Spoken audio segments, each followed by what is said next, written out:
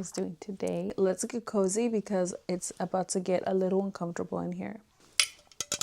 For those of you guys who are not following me on other platforms, I am Carla and I'm a content creator on TikTok and Instagram, but I also wanted to make content on YouTube, but I wanted to make different type of content. So I'm going to make this segment where we sit down, we get cozy.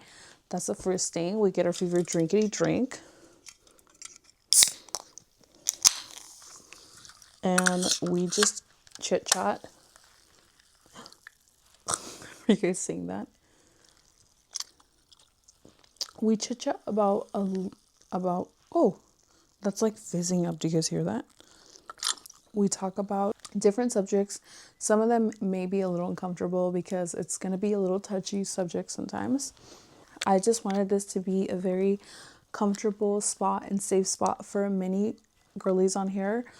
Also men, somewhere cozy that you guys can come hang out and not feel judged. I'm like literally on my bed right now drinking my LaCroix, which I recently discovered that it's called lacrosse. And I've been saying LaCroix. But yeah, it's a limoncillo. I really love it. I was going to make myself a little coffee, but I already drank 2 coffees today. And I'm like, no, Miss Girl, you cannot have another coffee. My max amount of coffees I can have in a day is 2. I don't know how I feel about this. I don't know how I feel about this whole thing. I just know that this is where we're going to get comfortable. We're going to talk about some stuff. So the one topic I wanted to bring up today was the postpartum trenches because I'm currently in them. It's been almost 3 weeks with my new baby. His name is Camilo Sebastian. If you guys don't know already, if you guys don't follow me on other social medias, I am almost 3 weeks postpartum.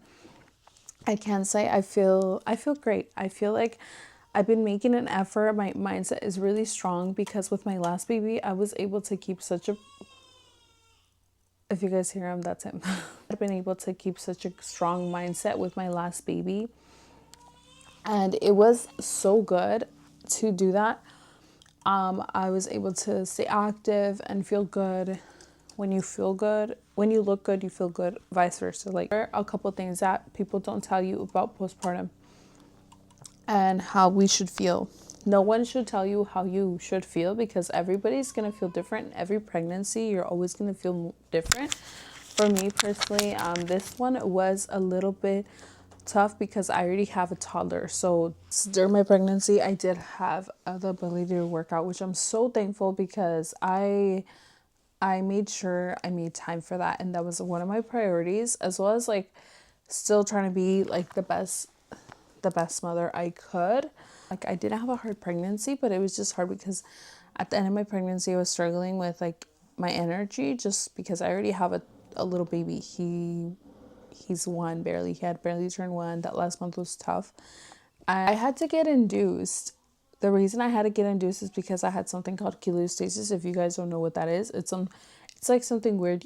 It's something about the liver. I guess it involves the liver. And you get really, really itchy. So I would get this itch and it was so bad. Like, I would feel it all over my body, my ears, my head, everywhere you can think of, the bottom of my feet, my palms. Like, it was really, really bad itch.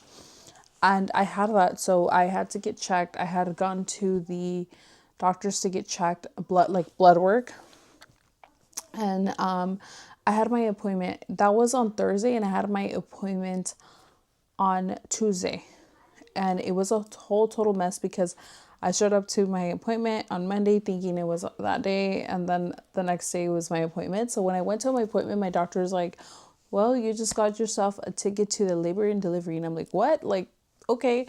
But I was low-key already preparing for it just in case. I already had my bags ready. The only thing I didn't have ready is like my kids' bag because they were going to stay with my mom. And luckily, when I got back home, I was able to do that. I told them I would show up at like 8:30. It was so weird because when I showed up there, I got a good vibe right away because the person that delivered, the nurse that helped me deliver my son, Chris, was actually the nurse that walked me into my room and was my nurse at that moment. So I don't know, something about it made me feel so good about that. Like it was a sign that it was going to go good. So after that, I just try to keep a positive mindset. I had a really peaceful labor and delivery, I could say that.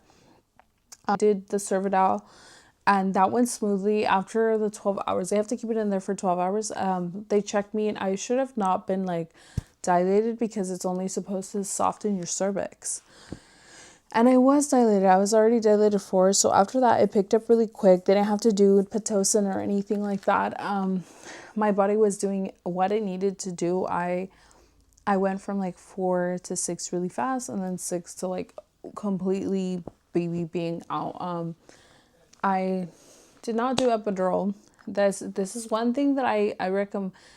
I feel like people always make birth and like everything seems so horrible, but if you go in there knowing that you're gonna get your baby in the end and you're gonna have a positive mindset, I think it's gonna be amazing. It's just the way you look at it. But I'm not gonna lie, there is those pains, those contractions are the worst thing ever. But practicing your breathing, calming yourself down, controlling and screaming. I'm gonna tell you guys, if you guys are screamers, I'm so sorry, but do not do that because you're gonna waste your energy and it's not gonna do anything. You're not gonna help your baby come out with screaming. I really recommend getting like a comb that helps, like a birthing comb. Look it up on Amazon. I recommend you having doing certain positions. I looked up on TikTok a lot of positions that I could do. Bouncing on the ball helps. Walking around helped me a lot. I was just walking around the room trying to ignore the fact that I was in so much pain. And my contractions were really bad, but I was able to have such a peaceful, I think by this time I already uploaded a little vlog on TikTok if you guys want to watch it, of me, going through labor and delivery, and it was really peaceful. Like you guys can see that I'm not in excruciating pain, even though I do feel like it was bad. But I think I was already mentally going in there knowing I didn't want epidural. The reason I didn't want epidural is because I always hear negative things about it. You guys do your own research. A lot of people don't tell you this, but there's so many side effects with epidural after you have baby, and there's so many negative things during recovery. Your recovery could be a lot smoother if you do not go with epidural. I had a epidural birth with my first, and I can tell you the non-epidural was so much smoother. I was able to do everything normally within a couple weeks, and not with epidural. And after I had my baby, I felt so lost. I feel like that part of me was robbed because I wasn't able to process everything. And versus with non-medicated birth, I was able to process and let everything soak in. I remember everything clearly. And with my first baby, I don't remember anything because of the way the epidural worked with my body. It just works differently with everyone, and that's okay. But do your research, because I feel like I wish someone would have told me what epidural could do to your body going into labor. You think, this is another thing they don't tell you. Oh, you just have to get the baby out. No, after you get the baby out, you still have to push out the placenta. And you still have to go through these massages. Like afterwards, you have the baby, they have to massage you. Like it's like ooh, those massages are so painful. I don't think anybody talks about those massages. Why? You guys never told me about it. No, but for sure, those massages were so bad. Like I already knew, so I was not looking forward to it. I was just like, what is going on with my body? Like, what is life? Because I couldn't do it anymore. And you're breastfeeding, I don't know if it happens to everyone, but afterwards I would have these cramps, and since you're already traumatized by the contractions, the cramps felt like so bad, even though they might have been not too bad. They give you medication after, and I did take the medication. I think it was just like ibuprofen, and I couldn't handle it. Like it was really bad, and I was like in pain. And when every time I would have a letdown, like I was breastfeeding, I would feel the pain even worse. And I'm like, I have baby in my hands and I have this pain. Like, it was really, really bad. I couldn't do it. Like, I had to tough it out, but I was going through it. And then afterwards, we had, with baby, we had a little bit of a complication because his sugar levels were not up where they needed to be. So every like 2 hours after he ate, they were checking him, and they were recommending, oh, we need you to give him formula, that way his sugar levels are up. And I did it because I was like, if I don't do this, they're gonna put him in the NICU, and I did not want him to be in the NICU because it kind of scared me that he could have stayed and I could have gone home, and I didn't want that to happen. Like, I wanted to go home with my baby. Then we got home, everything was smoothly. Adapting to 202 is crazy work. And you know what? Like, I'm going to tell you right now, like, it's only been 2 weeks. The toughest thing is putting them into a sleeping schedule together in sync. First couple days, I was so sleep deprived. I really wanted to cry all the time, but I'm like, what is crying going to do? Like, I'm not going to, like, I just have to get used to this. Like, and since baby did have, we found out a couple of days after that he had jaundice. So he developed jaundice. It's a newborn, something that newborns sometimes develop even after they leave the hospital. So many people told me, oh yeah, my baby had jaundice too. It was really nice showing that online, because then a lot of people reached out and were like, you know, your baby will be fine. And he was fine. But those days that I had to like feed him every 2 hours, and we were formula feeding him, and I was pumping also because I didn't want my milk to go to waste, and I wanted to build that supply so that way when baby is ready to breastfeed, I'm ready too, my body's ready. Thing to add on to the newborn trenches is breastfeeding could be complicated, but also the pumping part. If you're planning to pump, I really recommend you taking some classes, learning about it, doing your research. Thankfully, TikTok helps a lot, like with milk supply. I've watched a lot of videos, but one thing I can tell you is like, stay hydrated, eat your meals, still take your vitamins. That really helped me, as well as maybe finding things that help. Like, I take oatmeal in the morning, so that way it helps my milk supply. Body Armor drinks, those help a lot because they have electrolytes and they hydrate you. Sleeping schedule, let's go back to the sleeping schedule. So every 2 hours waking up wasn't it, because I was so sleep deprived. So was my husband. We have another baby that's 14 months old. They're sleeping with us in the same room, and now our baby is not waking up every 2 hours. We did it. I'm like, oh yes, I can finally sleep. Once in a while I'll have him wake up a little more often. I think it's because he's breastfeeding and he's getting used to the breastfeeding instead of bottle feeding. But I feel like I'm doing a great job. I'm not giving up. I'm gonna keep breastfeeding. I'm gonna keep it going. I want a breastfed baby at the end of the day. And I know I did it with my other babies, so I'm like, I know I could do it with this baby. We've been at home a lot. We try to go out, but even with 202, that's one thing that is really hard when you go out. It takes forever because you have to pack for a baby. You have to pack for two babies. I also have a 6-year-old, but my 6-year-old, I don't pack diapers for him. I don't pack, an extra set of clothes. I don't pack everything else for him. We make sure that we have all the gadgets, all the things that we need for going out to the store. It can get stressful. One cries, the other one cries. It's one thing or the other, but I am learning patience. I feel like I've already established a little more patience since I have a little baby. But now I have 2 little babies, it could be a little more stressful. It's hard, sometimes people just make it.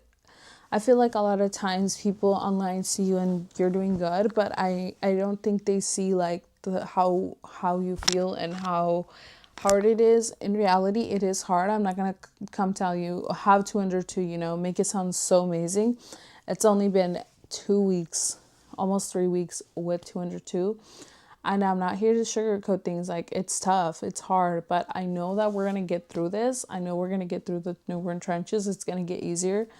I'm not looking forward to when my husband goes back to work, but we're gonna get through that too. There's nothing that I can't do. I know that this is God's purpose for me, and I know that I'm gonna do amazing in this journey. And if anybody out there is going through a rough time, you're gonna get through it. Just people around me that were always reaching out, talking to me, making sure I'm okay, my mental, asking me how I feel, also asking me about baby, but at the end of the day, asking me how I feel. It's really nice, and it feels nice where people actually acknowledge you, and even people that aren't mothers yet, they are understanding that. And I'm so sorry for whoever was a mom before me, because now I know, I'm like, I didn't check up on them as much. I feel so horrible, but I'm like, now that I know, I'm like, the next person in my family that gets to be a mother, I know that I will try to be there the best of my ability, because I know how hard it is. And sometimes when you live, you are in a Hispanic family, the older women in your family, sometimes they're very helpful, but sometimes they could be very negative. Whether they're like, oh my God, haz esto, haz el otro, and it feels overwhelming sometimes. I feel like instead of helping, it feels like overwhelming, and I felt like guilt sometimes, because I make you feel like you're doing things wrong. But I mean, you're doing the things that you think are best. You can take their advice, but you can listen to their advice, but you don't always have to take it. And that's how I look at it. And I would get mad sometimes, because I'm like, am I not doing something right? Like, what is it? But they are, they are wiser. You can respect their advice, but you don't always have to take it. Just remember that. And it's really nice though to also have people that have already been mothers, and they know how it is. It is nice to also get help from them. As long as they're positive, you don't have to take the negative advice. Because I also hate when other moms are like, well, this is what you wanted, or why are you complaining? No, I feel like, no, it's not about complaining, but also knowing that you got this, girl. Like, keep going. Like, don't give up on yourself. Don't give up on yourself. And I try to tell myself that a lot, because I'm trying to feel better. Like, I've been trying to get ready every day, because I know that's something that I like and I enjoy. And I will continue doing, because I want to look my best so I can feel my best. Get my pink back. I'm a mom of 3 boys. It's so crazy. So I literally am going to be the only girl in this household. I'm going to bring all the girly vibes to this household. Because I mean, I'm stuck with 3 boys. Like, I have to be as girly as I can. There is going to be nobody else with the same energy. So I have to do the best of my abilities to feel cute. There is things that I enjoy doing, and I know that my husband has been trying really hard to do things that I enjoy. That way I don't feel like I'm losing myself. And I really told him before, like, I would pray him, like, God, please help me not feel lost in motherhood. I want to really thrive. I want to thrive in every stage of motherhood. And I really hope that, I pray for anybody going through a hard time, that they thrive, because I know how tough it can be when you feel alone. I feel alone a lot of times when I don't have to feel alone, but I feel alone because I'm the type of person that does not ask for help and doesn't like help. I like to do things by myself, and I know I've learned that that's sometimes not the best thing, because then you hold everything to your responsibility, and you're not able to receive help, like things on my own, because I like to have control of things. I have to just let things go and also receive help. It's okay to ask for help. And that even goes with my husband, because I'm the type of girl that likes to get things done. But right now that I've been postpartum, he's been making a lot of our meals. I don't remember the last time I cooked, to be honest. I'm so thankful for that. I feel like if you are receiving help from your husband, you pick the right one. And it's not help, because it's teamwork. I really think it's teamwork, and you brought this baby to this world. He is here to help you and feel your best, and also take care of you mentally, physically, emotionally, any way, financially, in every way, because you are a queen and you deserve to be treated like a queen. that was pretty much it. I really hope that you guys enjoyed that little talk. Let me know in the comments like what you guys want to talk about next, what topics you guys want to talk about. This is not a podcast, but only because I don't have like all the podcast equipment or how to make it a podcast. It's more of like a talk show vibe. It's more of like a chit chat talk show vibe. Like, I'm like, that would be so cool if we can make this a podcast. You could always sit back or put it in the background while you're washing dishes. And you don't have to be watching me. You could just be listening to me. Whatever you want, girly. Do whatever you want with this video. Give me a like. And if you're not subscribed, subscribe to my channel, because that would really help me out. And I'm really just trying to help girlies out. I'm trying my best to feel so shy anymore, because I'm not going to be shy at 2025. Like, I'm sorry if you don't like to see me post 100 things, because you're going to see me post 100 things. I'm like, and I will not feel ashamed. I really hope you enjoyed this, and I hope that you guys get something out of this. But let me know down in the comments. Bye.